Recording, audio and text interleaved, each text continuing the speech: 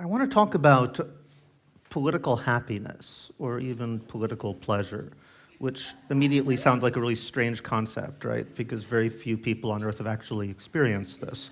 Um, but I have. And actually, I should probably start by making a confession. I actually kind of like going to meetings. I mean, not work meetings. Those are uniformly horrible. But some activist meetings, and some activist meetings are also horrible. But sometimes they're really great. Sometimes you go to a meeting and it just fills you with an amazing sense of life and possibility. And it makes me wonder what it would take to have a world where that's what the experience of politics could actually be like. There are places where that's actually the case. I lived in Madagascar for a few years, and people there actually liked going to public meetings. It was fun.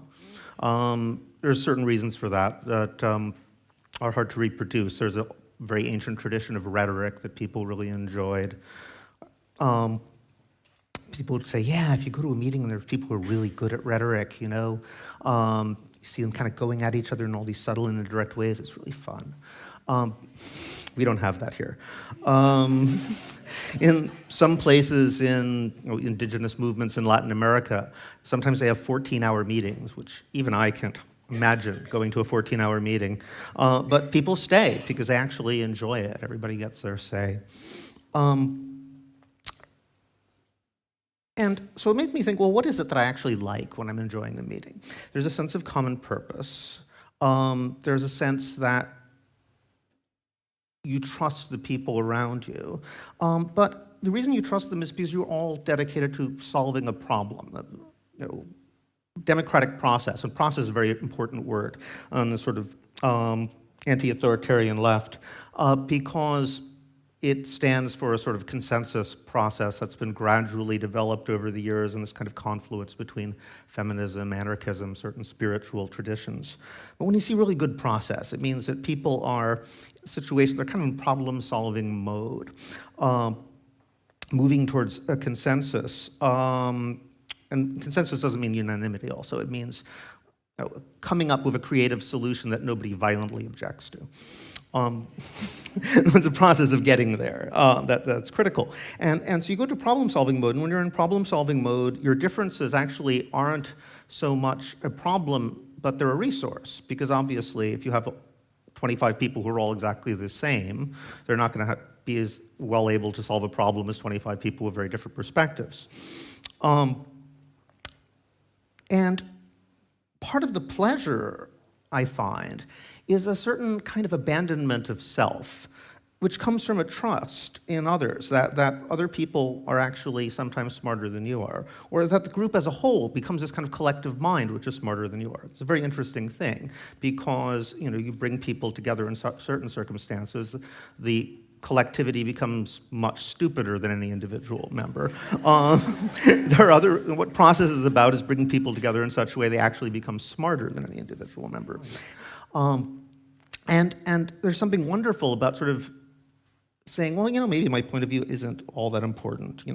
I could speak, but I don't have to. Part of the whole idea of process is that you can block, or you can demand that other people, which means veto, or you can make other people hear your point of view if you want to, but that means you don't have to. Sometimes you just let go.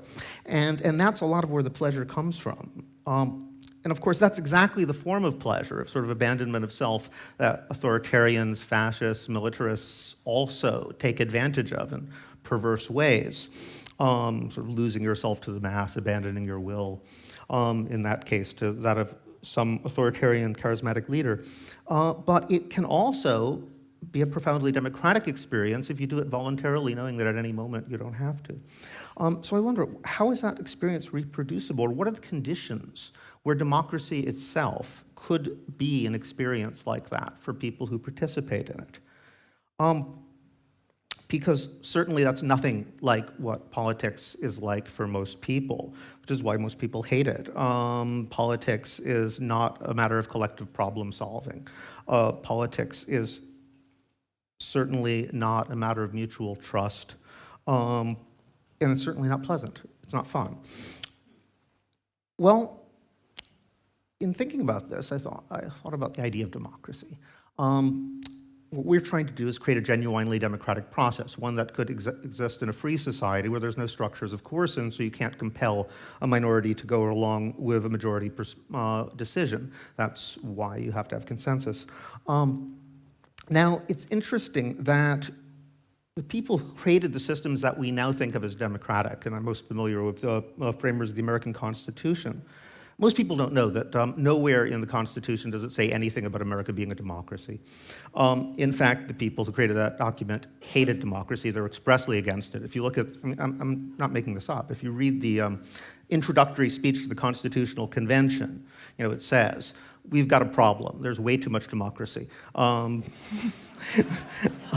lot of the state constitutions allow really strong democratic elements. It's going to overwhelm everything. We need to control. We need to contain this.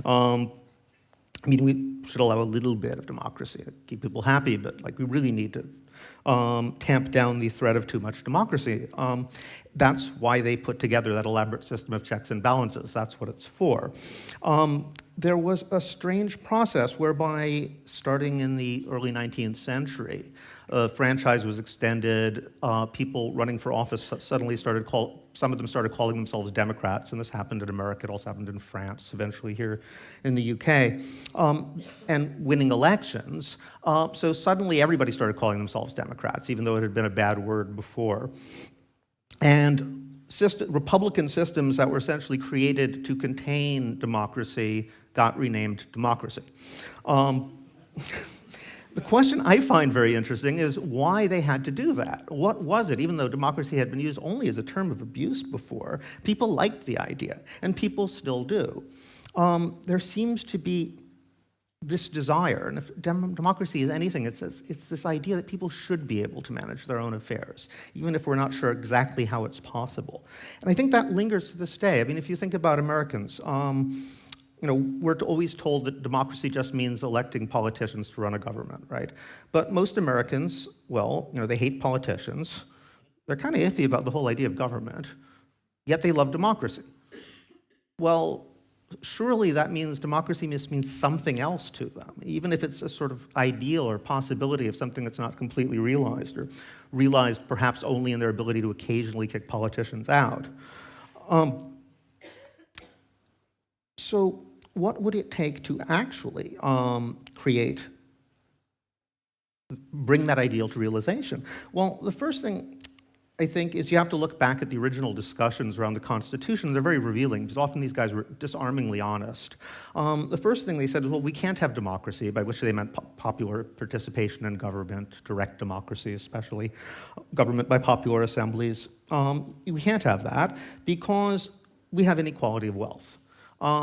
John Adams, for example, he just said it straight out, majority rule. We can't have majority rule. We have 1 or 2 million people with wealth and property, and about 9 million people with none. What do you think they're going to do if they all get the vote? I mean, the first thing they're going to do, they're going to cancel all the debts. Then they'll redistribute the land. We can't have this. They also made a rather compelling argument that historically, if you have direct democracy, it generally tends to lead to unrest. There's factions, there's war. They made the argument that poor people are sort of used to following orders, so they'll just follow charismatic leaders because that's all they know how to do. Or if they don't do that, it's even worse. So it's going to lead to tumult, violence, tyranny. And it's not like they didn't have something of a point, because historically, there are a lot of cases where that did in fact happen. But it brings up the question is, if they are right, perhaps what would be required in order to have a participatory, genuine democracy that people see as their ultimate vision of what democracy should be is precisely a more egalitarian society. I mean, they didn't imagine this was possible.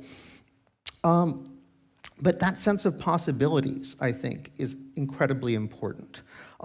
Because essentially, when we think of creative solutions to world problems, we tend to think within barriers and walls that are ultimately created by violence.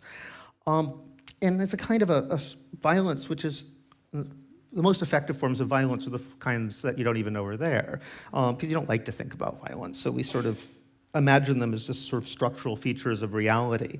I think something that really brought this home to me was in the 80s, there was this comedian named Sam Kinison who used to shock people by having this sketch making fun of Oxfam-type charity appeals on late-night television. And his big line was, he was saying, like, they're asking us to send these people food. Why don't they send them U-Hauls? I mean, you know, and he started shouting, like, "Okay, you guys, you're living in a desert. Go to where the food is." You know, as if this had never occurred to them, right? And, you know, I wanted to say to him, like, Sam, that's why we have border guards. Actually, most people would go to the food where the food is if there wasn't some guy who was actually there to shoot them if they tried. But we don't like to think about that. We don't like to think about the fact that the same guys who are sending the charity and laughing at the comedian are actually paying taxes to pay guys who have guns. Well, and there's all these imaginary lines drawn around the world with not so imaginary weapons, you know, protecting them and making sure nobody crosses. To give an example, I mean, we talk about the intractable problems of global poverty. I really think that creative solutions are not lacking. I mean, we talk about it as if the big problem is we need to come up with better ideas. How do we solve these terrible intractable problems? We can't think of ways. Well, that's only if you think within the walls that are created by these structures that we don't like to think are there. Given a obvious example in the same vein, all right, let us imagine, if we're talking about the problems of poverty in the global south, let us imagine that all of those lines were erased. We decided overnight, no more border controls, everybody can live wherever they want. Anybody in Tanzania or Honduras can go to Antwerp or California or wherever they want to go. Well, don't you think that the people running the wealthy countries in the world would decide then that their top priority was to come up with ways to make people in Honduras and Tanzania more inclined to stay there? You don't think they would come up with something? There's all sorts of ideas they'd come up with really fast. And this is the major thing that I want to emphasize, is that there is no lack of creative, interesting ideas in the world. In fact, it's the greatest squandered resource in the world is all those people out there who got them, have no forum in which to say them, or, you know, who are literally told to shut up or they'll be beaten or killed. There's probably no person on earth who hasn't thought up of at least one interesting idea that might solve a problem that no one in this room would have thought of. Question is how to unleash that. And in order to be able to do so, in order to create structures where people are encouraged rather than discouraged to come up with these creative solutions, you need to create contexts where that kind of group mind, actual genuine democracy can take root. And to do that, we have to challenge those invisible walls. We have to look at those structures of power more seriously than we've been doing already, I think. Because most people in the world go around every day thinking, I know what we could do, but I wish I could only say it. But they can't. Now, to do that, it's going to require two things. It's going to require not only not telling them to shut up, but create a culture of democracy, which oddly enough exists in some parts of the world and doesn't exist in most of the countries that call themselves democratic. I mean, one of the things we found in Occupy Wall Street is that we had to learn everything from scratch. People in America don't know how to do democracy. We never get an experience. That's slow, but it can be done. The bigger problem, though, is taking on those structures of inequality, which essentially make it impossible. And in that, I think the Founding Fathers are right. A society divided by fundamental inequalities of wealth is never going to be democratic. But I think that perhaps the most compelling reason to want to address those questions is precisely because it would create a society capable of actually solving the problems that the world faces today.